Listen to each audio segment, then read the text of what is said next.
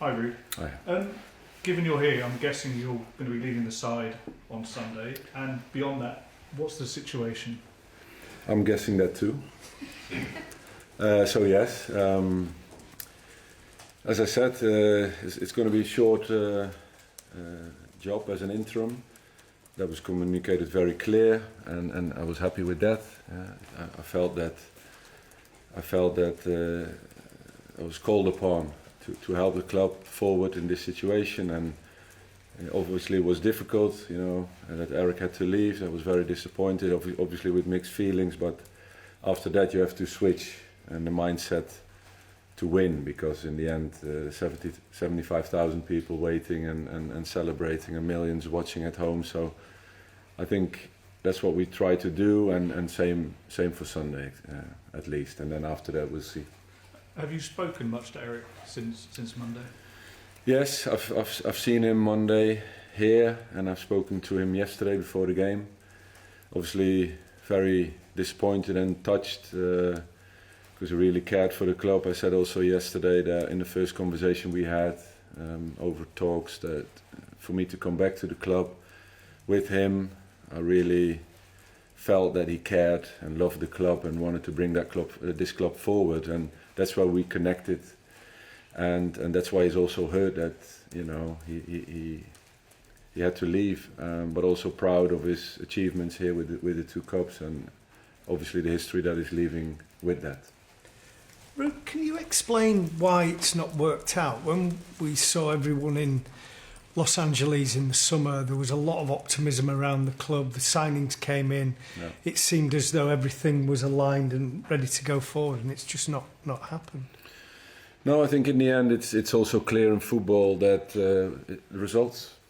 It's the results, and Erik also said, hey, we, as you say, in pre-season we had a new staff, and all very positive and working hard to bring the club forward.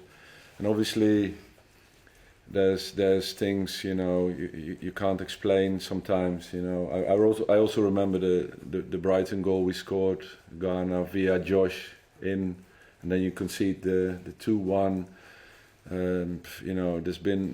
There's been so many games where we felt that we could get a better result for the way we played. I'm talking Palace, I'm talking West Ham, I'm talking Fenerbahce, I'm talking Porto. So. But in the end, we also know that it's about results, this game, and that's part of it, of our jobs.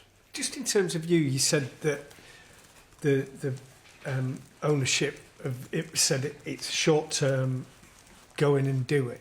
Does that mean you're expecting to leave when the new manager comes in? And what does the future hold for you? Because you have been a manager, you could have been a manager before deciding to come back here. Yes, and I decided to come back here for a very important reason, that I'm here. And as an assistant, I came here to help the club forward. And I'm still very motivated to do so in any capacity. And as an assistant, and now as an interim manager, and after that I go back to my assistant contract that I have here. For this season and next, and I'm very motivated to stay here and help the club forward. That's my absolute goal. So, Ruud, it's your expectation that you will remain as an assistant manager when the new permanent manager is installed? We will see, but it's a contract situation that I'm in, and my desire to help the club forward. So I can speak to you about my side of this story. And after that, when the new situation is occurring, when the new manager is signing and conversations takes place, we have to see how things develop. Do you expect you'll have any conversations with the new incoming manager about your own situation, but also about the squad and any tips and hints you could give him? Yeah, of course. But that's the thing, that I want to help. I want to do everything I can in my abilities, as other people, many others do in this club, to fight for this club. And the club is in a difficult situation, and it's not there where we all want it to be. But the challenge is therefore the bigger. And that's why I'm here, And of course, it's a situation where everybody's looking at Man United and the situation there it's in. But it's us as people on the floor, on the ground, on the floor here, to do the utmost, supported by our fans. And of course, it's a process, and it's something to work for and do everything for. Mickey. Hi, Ruud. The next 3 games that you're in charge, will you be speaking to Ruben, or because he likes to play a 3-4-3, or is this going to be your team for the next 3 games, the one that you pick? Is he already announced? Or? Well, I don't know, not yet, but... So then, obviously, you don't So talk it's gonna be to your somebody team. that's not announced. So that's logical, in my opinion. And again, what the future will bring, we'll see. So it's your team over the next 3 games? Of course. Obviously now had some time with the squad, first game under the belt as well. What are your thoughts on the shape of the team overall and how well equipped they are for the rest of the season under new management? Sorry, say again? What are your thoughts on how well the team are equipped for the rest of the season under new management after obviously the game last night and the sessions you've taken charge of? Oh no, I'm thinking about preparing the team for Leicester, which we did. And it was a difficult situation where we were in to get a good result against Leicester. And same today, here to build and evaluate the game, focus on Chelsea on Sunday, and that's the process that I'm in. And of course, with the short term that I'm in this position, for me, I'm really only thinking in one thing. And that's doing the best we can for every game coming up, and that's a big one against Chelsea on Sunday. Neil. Ruud, do you think this group of players is good enough to challenge at the very top? I think what's important and the most important is that what the task is that they get the maximum out of these players. And I think it's a great challenge to show and push ourselves as staff and players to that level.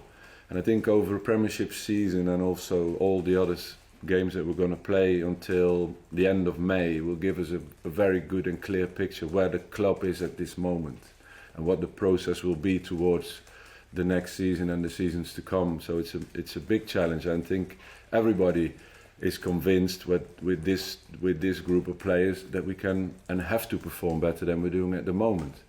But obviously it's very interesting to see over the course of 38 to 50 games that probably still are to be played for, where we can end up. Did you ever think, given the way that you unfortunately left the club, that you'd be back one day standing in that technical area where Sir Alex used to be? Yeah, no. Well, no. At the time, I wasn't thinking that to manage. I left in 2006. Oh my God, so long a time ago. To Real Madrid and to perform and to play and to get the most out of yourself as a player. And obviously after that you started thinking about coaching. But I have to say it was special to come back to this club and to the city that I liked and I loved so much and still do. And I enjoy it. I enjoy being around Manchester and enjoy working with the players and staff here. There's not many that were there when I played, but still a couple. And huh? I'm still here. Well, I see a familiar faces. A couple here. More actually. Well, more or less the same quantity of people that are still there. A couple there from that time. Dave. We're just following on from that question. You have a huge affinity with this club. You're scoring 150 goals, winning titles, trophies here. How different was it for you last night, being in charge, being on the touchline there, compared to playing? What was the difference in the feeling and the emotion and the whole mindset?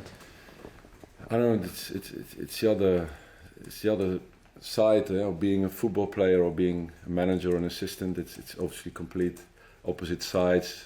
My team talk. I'm standing in front of the team, telling them about what Manchester United is about and what it is to play at Old Trafford and what songs are being sung by the fans and why. So you try to transmit that feeling, that lovely feeling for playing for this club, and I think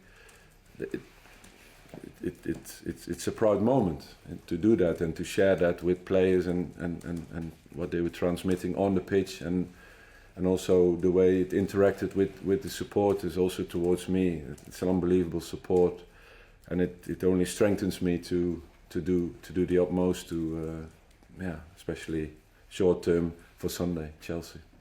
Samuel. Hi, Ruud. I know it was a tight turnaround between the games, but did you speak to Sir Alex Ferguson before the game last night? Yes, I spoke to him. He wished me luck. We spoke shortly about my situation, shortly about the team, and he most of all he wished me luck for the game. It was always great to speak to him. Last question in this section. The club committed around another £200 million in the summer, and the manager who oversaw that is now gone 2 months later. The manager who's coming in might not want a lot of those players. Is there not a risk that the club have dug a big hole for themselves? Oh, that's it's something that is interesting to think about, because in the end,